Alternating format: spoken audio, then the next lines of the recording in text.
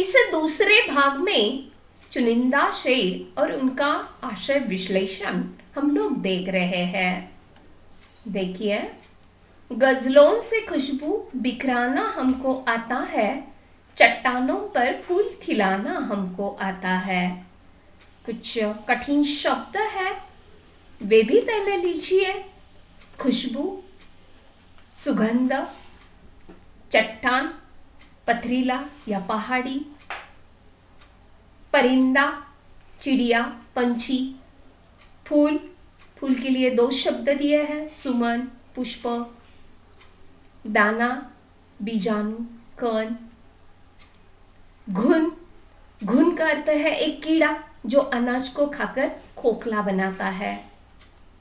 चंद, कुछ, जुगनू, खद्योत, झिंगूर या मराठी में आप उसे काजवा कहते हैं।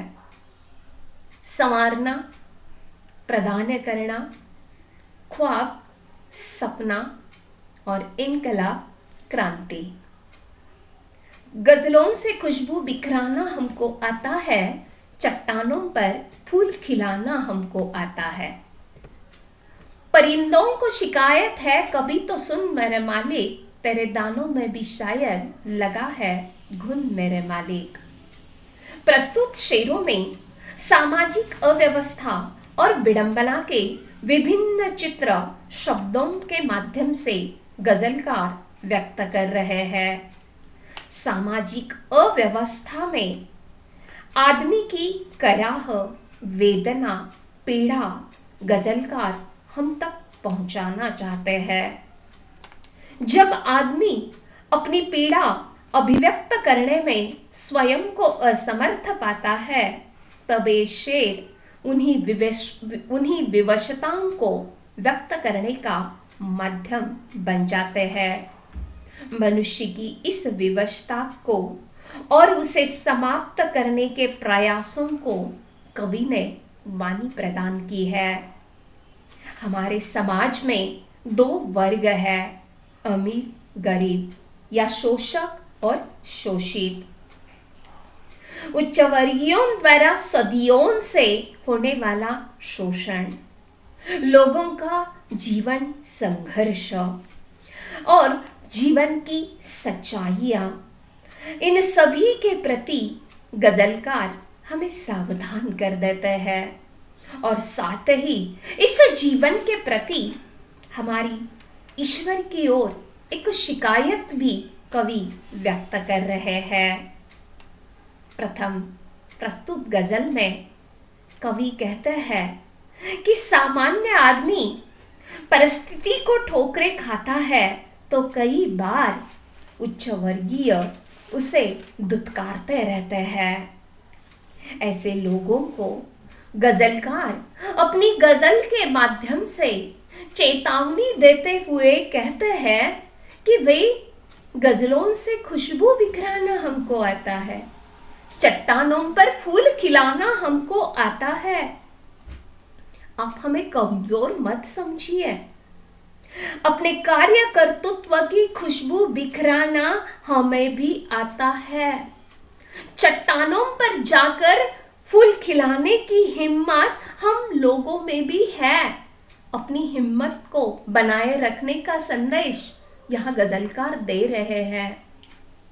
दूसरी गजल में गजलकार कहता है कि परिंदों को शिकायत है, कभी तो सुन मेरे मालिक, तेरे दानों में भी शायद लगा है घुन मेरे मालिक। परिंदा अर्थात पंछी। यह परिंदा आप सभी, हम सभी लोगों का प्रतीक है। परिंदा मतलब पंछी है, लेकिन यह आदमी का भी प्रतीक है। और यह आदमी अपने जीवन की शिकायत कर रहा है। ये शिकायत जो भी व्यक्ति सदियों से हमें जिंदगी दे रहा है, उस व्यक्ति के प्रति भी है और प्रत्यक्ष ईश्वर प्रभु के प्रति, मालिक मतलब ये प्रभु भी है, ईश्वर भी है, और हमारा माँ बाप जिसे हमारा अन्नदाता कहते हैं, उसके लिए भी मालिक शब्द का इस्तेमाल किया है।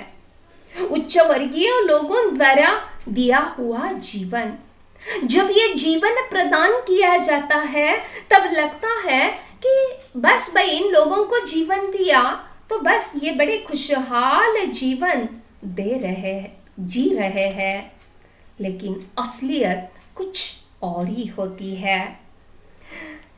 ईश्वर द्वारा प्रदान की हुई यह जिंदगी या अपने मालिक द्वारा रोज दी जाने वाली यह जिंदगी, इस जिंदगी का वर्णन असलियत में ऐसा है कि पिंजड़े में कैद होने वाले, उस सोने के पिंजड़े में कैद होने वाले उस पंछी की जो अवस्था होती है, वही अवस्था आज इस जीवन को जीते समय आदमी की है। मालिक के द्वारा दिया जाने वाला अनाज पहले से ही अंदर से खोखला है, घुन, पोर कीड़ा कहते हैं हम लोग अपनी मातृभाषा में, है ना। किस तरह से अनाज को अंदर से पूरी तरह से खोखला कर देता है, उसका सार स्वयं पूरी तरह से खा जाता है।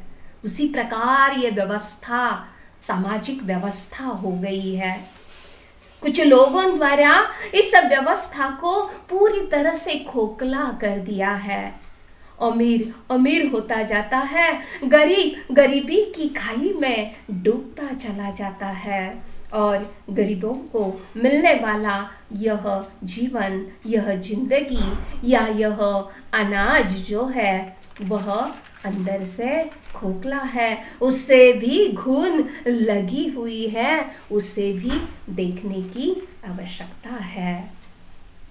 आगे जाकर गजलकार कहता है कि हम जिंदगी के चंद सवालों में खो गए, सारे जवाब उनके उजालों में खो गए।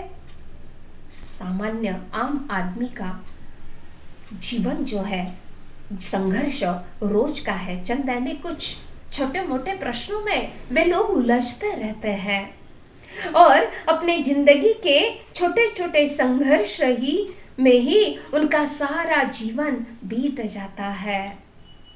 अपने प्रश्नों के उत्तर को ढूंढने का इन लोगों का प्रयास कैसे हुआ? इन लोगों ने प्रयास किए, लेकिन इस व्यवस्था की जो ऊपरी चकाचौंध है, उच्च वर्गीय लोगों की चकाचौंध में ये प्रश्न उनके न जाने कहाँ जाकर खो गए। आज का ही उदाहरण हम लोग ले सकते हैं। अभी इस कोविड-19 और ये जो लॉकडाउन की समस्या है, इसमें आज अनेक लोगों के अनेक प्रश्न निर्माण हो गए हैं। सरकार द्वारा अनेक उपाय, अनेक योजनाएं तैयार की जा रही है, लेकिन सचमुच कितनी योजनाएं उन प्रत्यक्ष लोगों तक पहुंचती है, यह भी एक प्रश्न चिन्ह बनकर रह जाता है। इसीलिए उनके प्रश्न, रोजमर्रा के जीवन के प्रश्न केवल इस ऊपरी चकाचौंध में कैसे निकल जाते हैं, इस बात का वर्णन कवि यहाँ कर रहे हैं।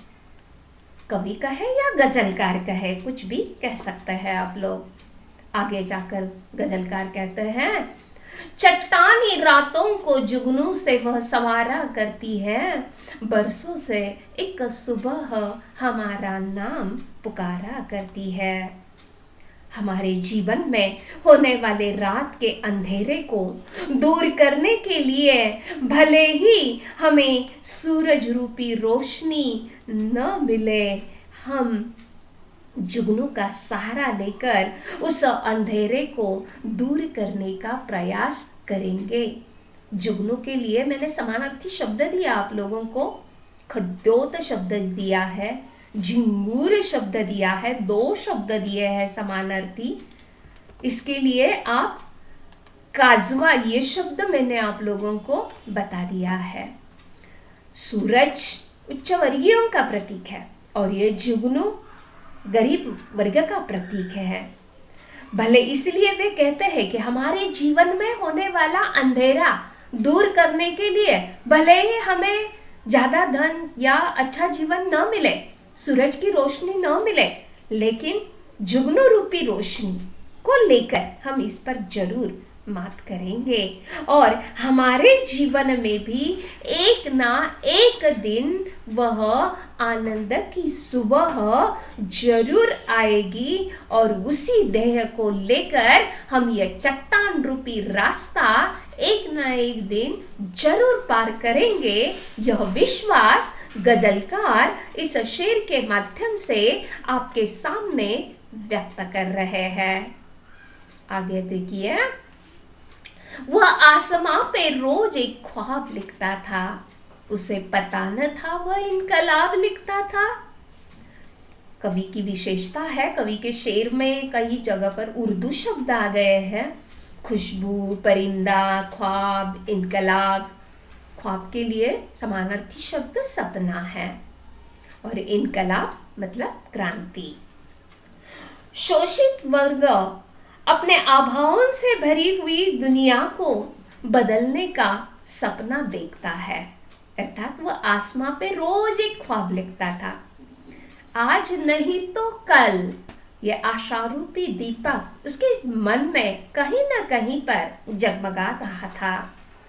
उसे लगता है कि भाई आज नहीं तो कल मेरी जिंदगी बदल जाएगी, जीवन की सारी समस्याओं से मैं छुटकारा पाऊंगा। उसके मन में आने वाले ये जो विचार है, असलियत में यह विचार ही मानो उसके क्रांति के प्रतीक है। गजलकार कहता है कि उसे पता न था कि वह इनकलाब लिखता था, मतलब यही विचार ही परिस्थिति को बदलने के विचार मन में आना भी क्या है, क्रांति। और इन्हीं विचारों से ही सचमुच एक दिन क्रांति हो जाती है, परिस्थिति एक जैसी नहीं रहती है। इस प्रकार इस दूसरे भाग में हम लोगों ने पहले 5 शेर के आशय को देख लिया है। धन्यवाद।